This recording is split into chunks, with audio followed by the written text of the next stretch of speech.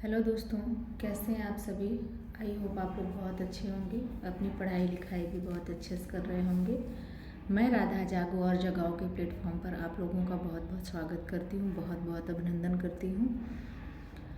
हम अपने कार्यक्रम के सिलसिले में आगे बढ़ते हुए आज प्रशासनिक शब्दावलियों को शुरू कर रहे हैं, क्योंकि जीएस और हिंदी ही सिर्फ पढ़ने से सिलेक्शन नहीं होगा और सिर्फ प्रीलिम्स में भी सिलेक्शन हो जाने से सिलेक्शन नहीं होगा। आपको मेंस भी साथ साथ तैयार करना है, जो बहुत ज़रूरी है।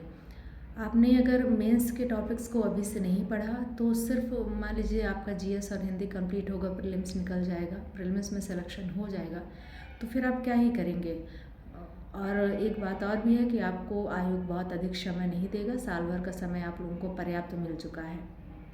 तो आइए हम अपनी मेंस की भी तैयारी को और मजबूत करते चलें।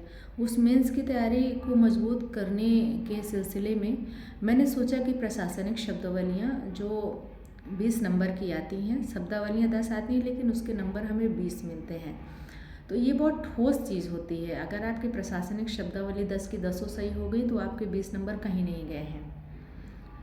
तो चलिए फिर शुरू करते हैं।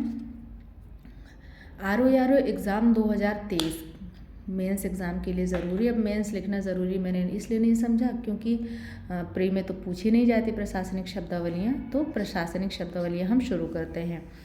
अब हम इन शब्दावलियों को दो भाग में पढ़ेंगे, दो स्टेप में पढ़ेंगे। पहला स्टेप है हमारा कि जो प्रीवियस ईयर में पूछी गई प्रशासनिक शब्दावलियाँ हैं, हम पहले उनको तैयार करेंगे और तब फिर हम जो अति संभावित शब्दावलियाँ हैं, प्रशासनिक शब्दावलियाँ, फिर हम उनको तैयार करेंगे।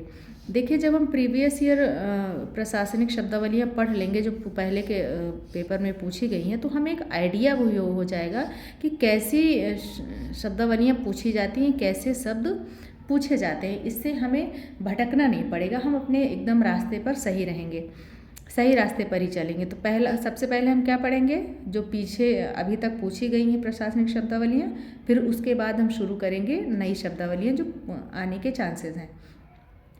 और प्रशासनिक शब्दावलियों के दो प्रश्न आते हैं। पहला प्रश्न होता है आपका, पहला या दूसरा होता है हिंदी से इंग्लिश, मतलब दो में से एक प्रश्न होता है कि आप इंग्लिश वर्ड दिया रहता है आपको और आपको उसकी हिंदी लिखनी होती है। और जो एक और प्रश्न रहता है उसी में वो हिंदी वर्ड दिए रहते हैं और आपको उनको इंग्लिश में लिखना होता है। तो आपको पढ़ना हिंदी और इंग्लिश दोनों में। अब ऐसा नहीं है कि एक बार आपने हिंदी में पढ़ा फिर उसी को इंग्लिश में पढ़ा, हम साथ साथ में पढ़ते चलेंगे, एक बार हिंदी एक बार इंग्लिश, एक बार हिंदी एक बार इंग्लिश। हम इंग्लिश को ढक के फिर हिंदी पढ़ेंगे, हिंदी को ढक के फिर उसकी इंग्लिश पढ़ेंगे, तो हमारी शब्दावलियाँ तैयार हो जाएंगी। आइए 2016 में जो आर ओ मेंस 2016 में पूछे गए शब्द थे, पूछे गए, उनको हम पढ़ लेते हैं। तो 2016 में प्रश्न आया था, निम्नलिखित प्रश्नों के उत्तर दीजिए। उनमें से जो पहला प्रश्न था, मैंने ऊपर बताया ना कि दो प्रश्न आते हैं। पहला प्रश्न था उनमें ये था कि निम्नलिखित अंग्रेजी शब्दों के हिंदी रूप लिखिए, यानी इसमें आपको शब्द इंग्लिश में दिए हैं और आपको हिंदी में इनको लिखना है। तो आइए देखते हैं कौन कौन से शब्द दिए हैं। पहला प्रोविज़ो दिया है, प्रोविज़ो, दूसरा बाई लॉ, तीसरा अमेंडमेंट, चौथा कॉरिजेंडम है, पांचवा है कैडर।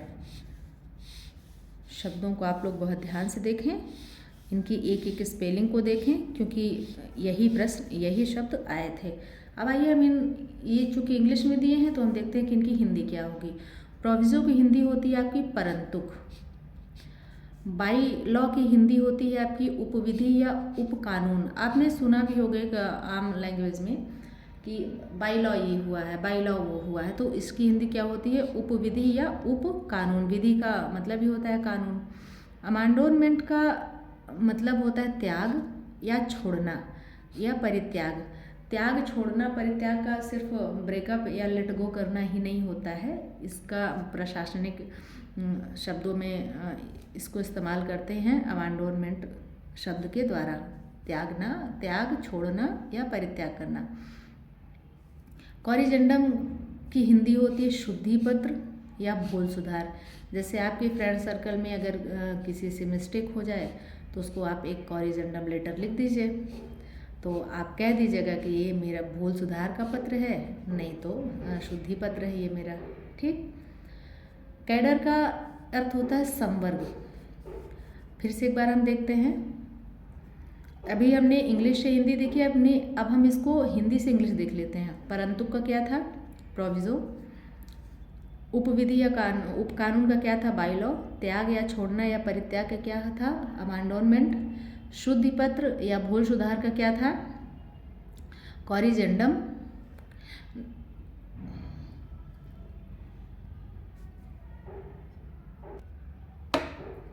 और संवर्ग का था आपका कैडर। आइए दूसरा प्रश्न हम देख लेते हैं। निम्नलिखित अंग्रेजी शब्दों के हिंदी रूप लिखिए। अब यहाँ पर आपको अंग्रेजी में दिए हैं और हिंदी में लिखना है।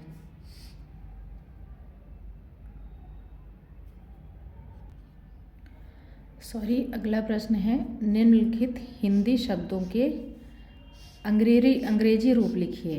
पहला क्या था? अंग्रेजी की हिंदी लिखिए। अब आपको हिंदी शब्दों के अंग्रेजी रूप लिखना है, मतलब हिंदी में दिए हैं शब्द, इनको इंग्लिश में लिखना पड़ेगा।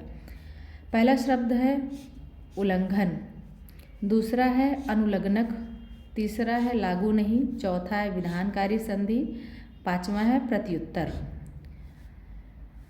पहले का इंग्लिश होगा उल्लंघन का वायलेट, नॉन ऑब्जर्वेंस,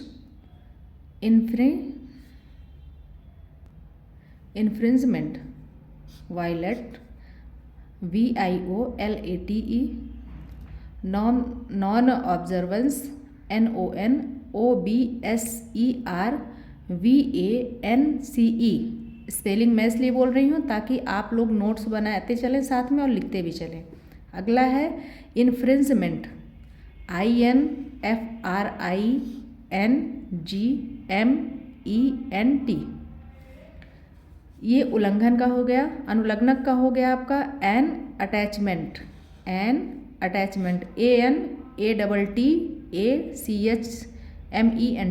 ऑब्लिक मतलब या और में होगा अनेक्जर, ANNEXURE। मैं इसलिए ये दोनों शब्द बता रही हूँ ताकि इन फ्यूचर अगर आपसे इस बार तो आपकी हिंदी दिया है और यही शब्द देके अगर ये इंग्लिश देके और इनकी हिंदी पूछ ले तो आपको दोनों शब्द पता रहे, इसलिए मैं दोनों शब्द बता रही हूँ। अगला है लागू नहीं, not applicable. Not applicable, not की स्पेलिंग सबको आती है, NOTAPPLICABLE, अप्लीकेबल। अगला है विधानकारी संधि। विधान विधि से बना शब्द है। विधि यानी कानून से संबंधित जो संधि है, तो लेजिस्लेटिव ट्रीटी। वैसे भी विधानसभा को लेजिस्लेटिव असेंबली कहते हैं ना, तो ये उससे रिलेटेड आप थोड़ा सा कनेक्ट करके याद रखिएगा कि legislative treaty, LEGISLATIVE, legislative. Treaty के हो जाएगा TREATY, ट्रीटी यानी संधि होता है। प्रत्युत्तर, जिसको आप लोग व्हाट्सएप लैंग्वेज में रिप्लाई कहते हैं, तो प्रत्युत्तर को सिर्फ रिप्लाई ही नहीं कहा जाता, उसको प्रशासनिक शब्दों में हम क्या कहते हैं? रिजॉइंडर। प्रत्युत्तर को प्रशासनिक शब्दों में हम कहते हैं रिजॉइंडर, REJOINDER। आप लोग एक एक शब्द बहुत ध्यान से सुने और इसका नोट्स भी बनाते चलें। इधर ही हम देख लेते हैं। तो अगर हम एक बार आप कोशिश करिए, इसको मैंने ढक दिया, अब आप इसका ये हिंदी मैंने ढक दी, अब इनकी हिंदी बताइए। अभी इंग्लिश ढका था, हिंदी बताया, हिंदी ढकी, इंग्लिश बताइए, और इंग्लिश ढक के हिंदी बताइए। इस तरह 2-4 बार प्रैक्टिस करने से आप लोगों की प्रशासनिक शब्दावलियाँ तैयार होती चलेंगी साथ साथ में। तो वीडियो को पूरा देखने के लिए बहुत बहुत धन्यवाद आप लोगों का। चैनल पर नए हैं तो सब्सक्राइब कर लें, और ये श्रृंखला चल पड़ी है तो अब चलती रहेगी जब तक कंप्लीट नहीं हो जाएगी। धन्यवाद, बहुत बहुत धन्यवाद।